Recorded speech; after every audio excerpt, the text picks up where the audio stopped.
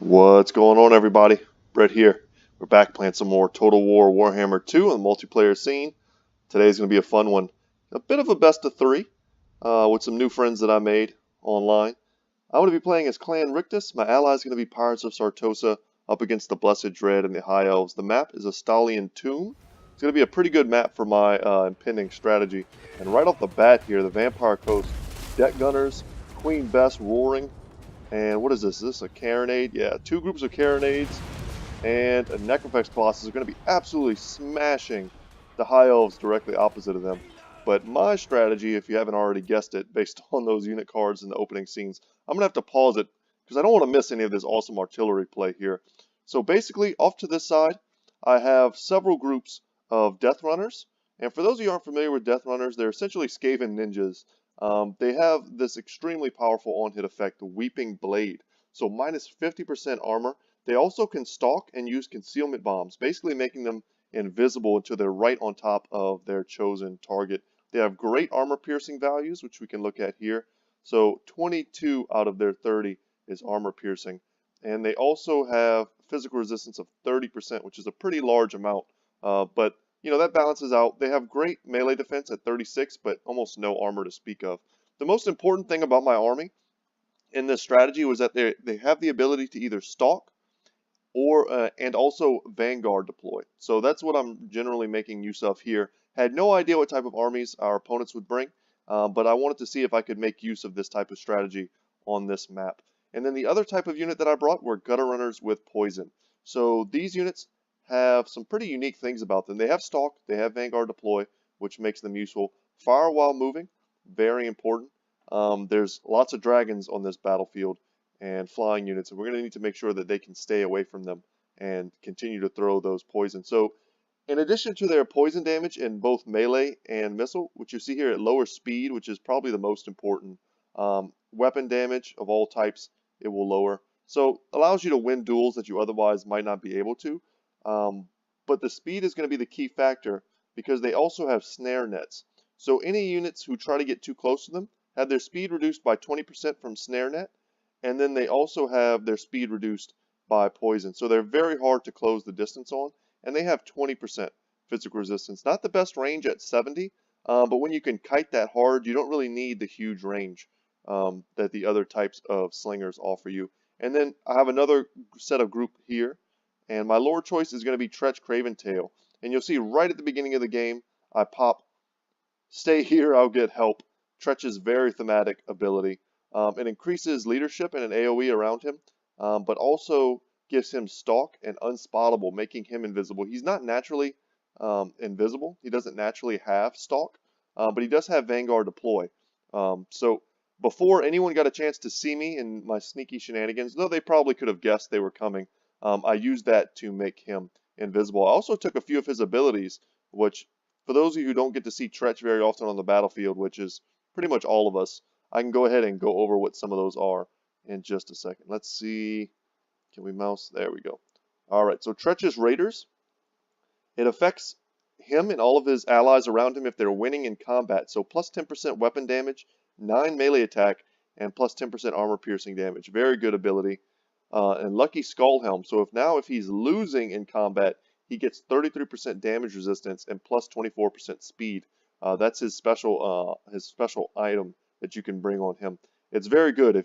It prevents him from getting sniped out. It basically makes it impossible. And as far as Skaven go, having 90 armor and 70 melee defense is pretty huge. Verminous Valor.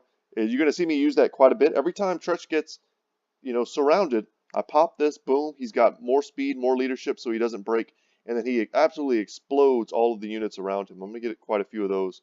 And Standard Die. So a lot of the stuff that I brought on Tretch is leadership based, and units like Death Runners, they have great leadership already. So they're not unbreakable, but by Skaven standards, I mean, our fighters are going to be pretty resilient. And then, of course, stay here, I'll get help. All right, that's my very simple army. My ally with the Vampire Coast has a nice front line here of Depth Guard with pole arms. So going to be preventing any type of cavalry shenanigans, monsters. You'll see here there is a Star Dragon, the strongest of dragons, a Black Dragon, kind of a medium strength, almost Moon Dragon tier, and then Lokir Fellheart on his unique dragon as well. So there are lots of targets for all of this armor-piercing damage that we have. Depth Guard are going to be good at fighting them. The Deck Gunners, if they were focused on them, would be able to do a ton of damage, as well as the Carronades here. Some standard Depth Guard out on either side, protecting them, and then some Zombie Pirate Gunnery mobs with hand cannons. Not something you get to see very often, but they shoot. I guess they're anti-large. They're not a unit you almost ever get to see. But check out these kind of like blunderbuss style weapons that they have. Let's check out their armor-piercing missile damage. Number of projectiles, 3.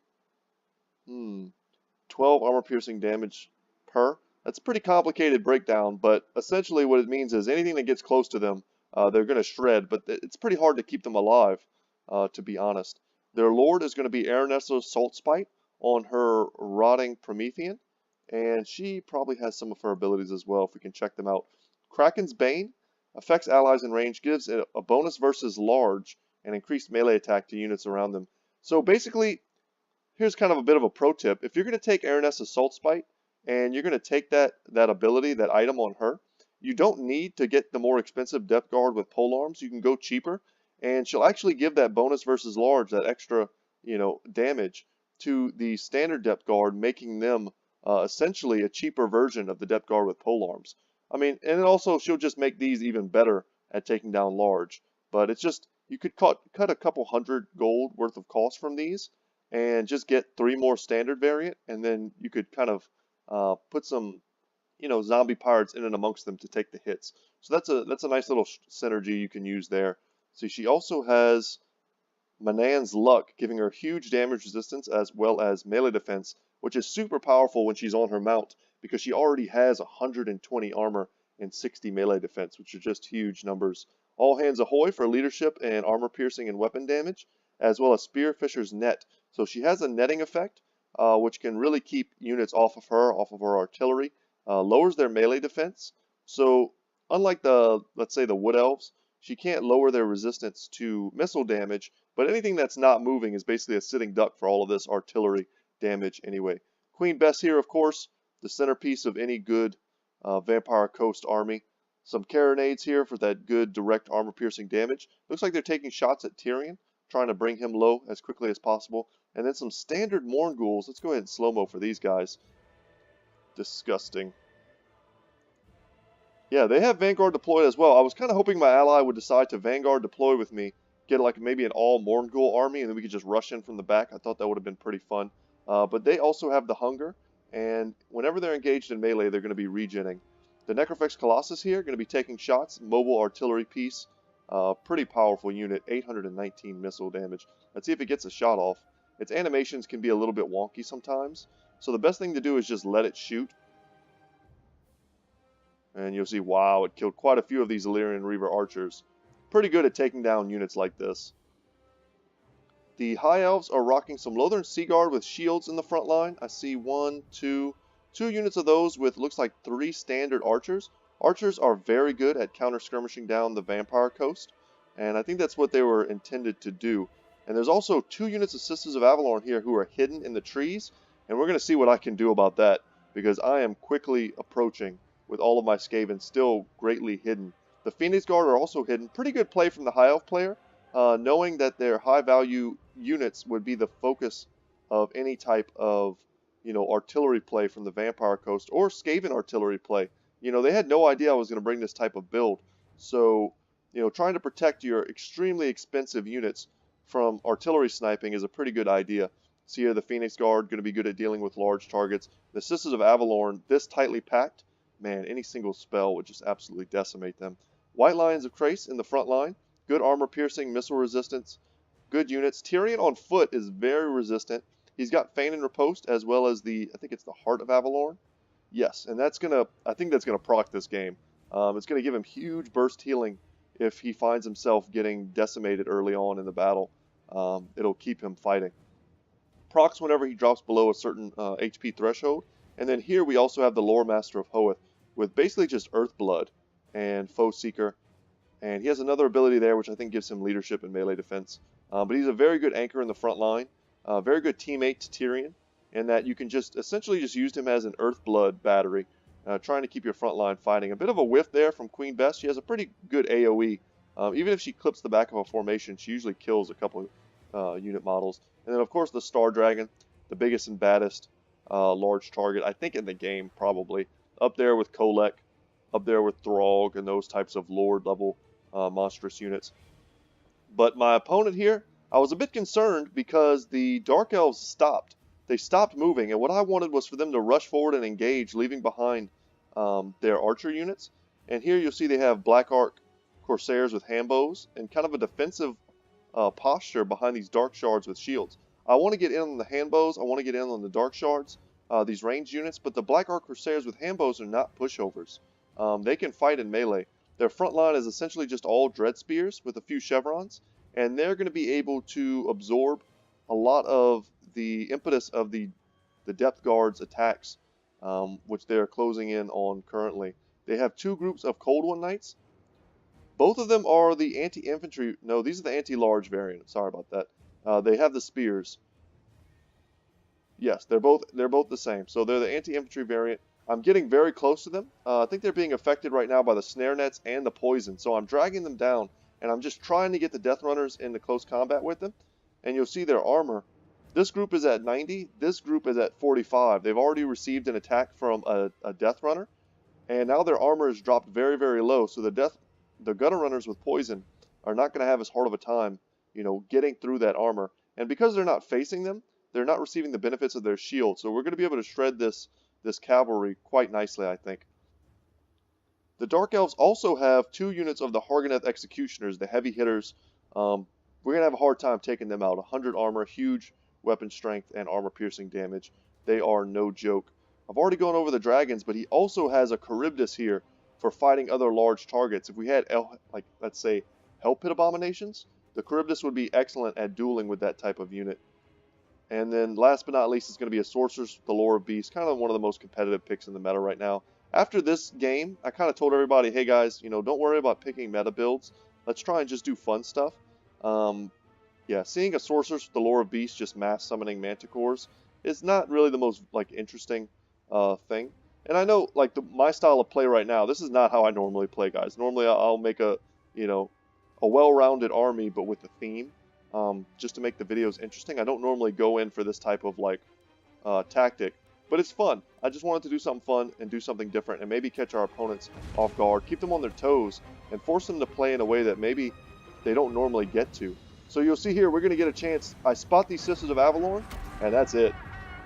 In go the Death Runners, and they're not pushovers in melee, but getting a rear charge from Death Runners is going to be absolutely brutal, and they're going to have a hard time sustaining in combat against us. And I realize how much trouble our ally is in. The Dark Elf player is trying to blob up to kind of meet the rear charge here. He's going to get some breath attacks from his Black Dragon. Let's see if that does some work. Wow, it does. Crushes one of my Death Runners. Kills several more. But I don't really need to take this fight as if I was a frontline combatant. These are Death Runners. I want to try and go up and around. So I'm going to tie down all the ones that I need to, and then try and get my other units to, go and get on the softer targets of our opponents. So with the Sisters of Avalorn getting absolutely dumpstered, I've got the Gunner Runners with poison taking up position here. Some of the Death Runners, they're actually getting into the standard archers, and with a little help from Tretch, we're going to just rout them all off pretty easily with almost full ammunition on all of them. Queen Bess still online for the moment, but the Star Dragon has just taken out two groups of Carronades. And the Deck Gunners, they're firing at different targets. Some Fellbats here trying to tie down the front line, help them kind of absorb damage from all of these white lines. But we've essentially broken the entire High Elf army.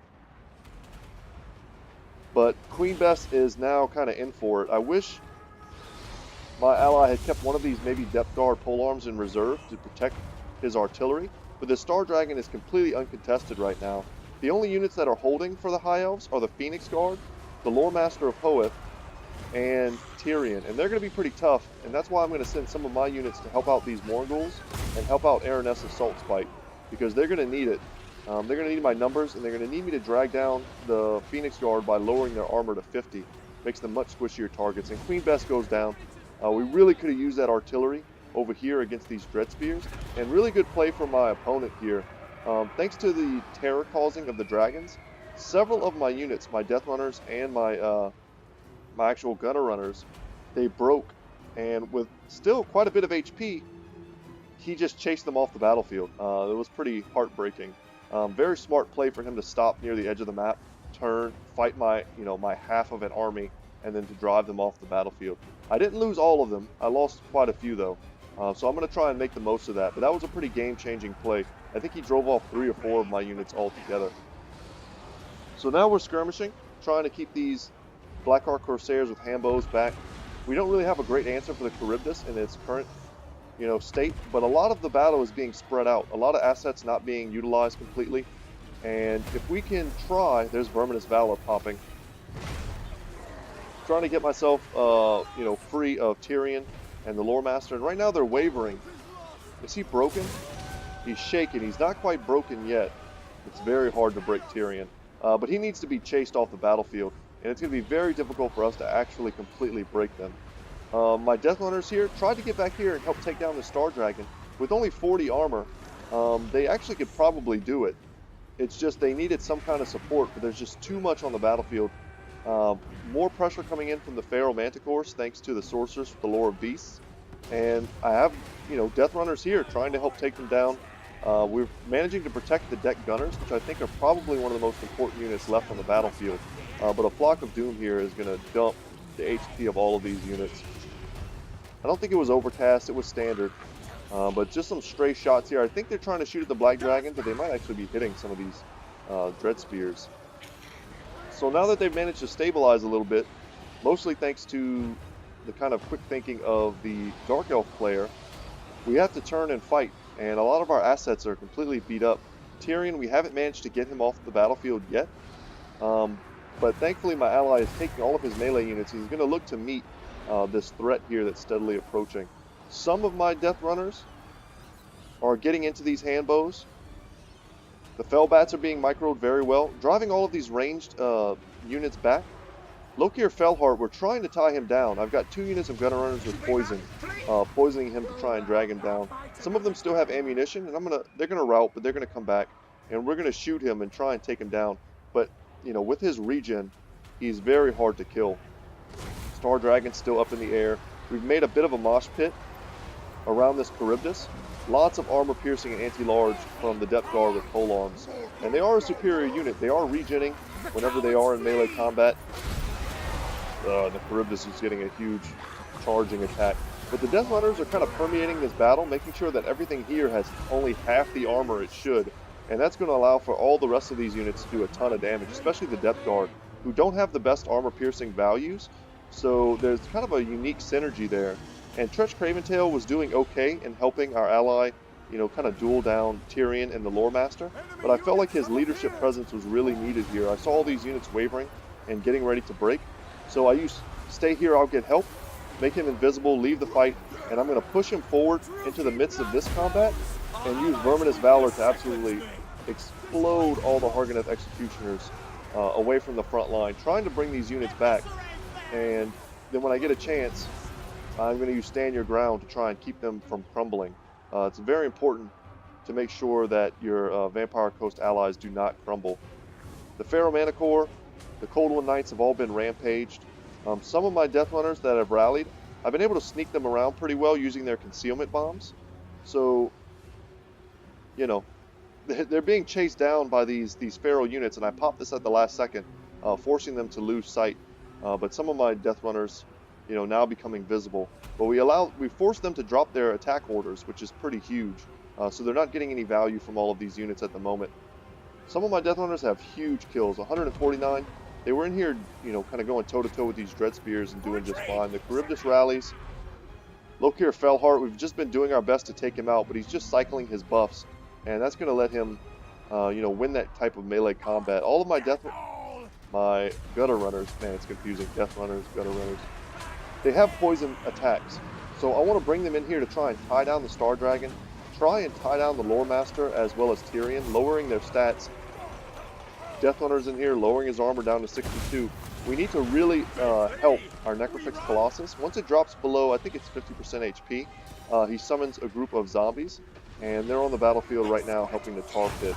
But we kind of lost this engagement over here. Too much heavy-hitting infantry in the form of these Organeth, and not really any answer to them at this point. Tretch is kind of getting sniped out by that Feral Manticore, and now he's getting surrounded, but Verminous Valor is going to keep that great play from happening. Really solid play here from the Dark Elf player, recognizing an opportunity to surround a Lord and to take him down, but Tretch is kind of uniquely capable of getting out of those types of situations. And a huge breath attack here from Lokir, putting him up to 224 kills. The Necrofix Colossus is crumbling, getting a few last shots off on this Lore Master, who's finally broken. But Tyrion at some point this battle was able to activate his Heart of Avalorn and get huge heals for himself. And just with so many dragons and so much infantry still left on the battlefield, there's going to be nothing that a rat can do to to bring this battle back. But it was absolutely crazy, and now they're just fighting the remnants of some zombies. But multiple summons of Manticores from the Lore of Beasts really put a lot of pressure on our back line. The dragons, we just didn't have the best answers for them. I was anticipating, honestly, not dragons. I really was not anticipating dragons. I was thinking that our opponents would bring lots of archers to counter the Vampire Coast, which they did. You know, Sisters of Avalorn getting 7 combined kills. I mean, these were huge picks. I mean, this is pretty much all my army here.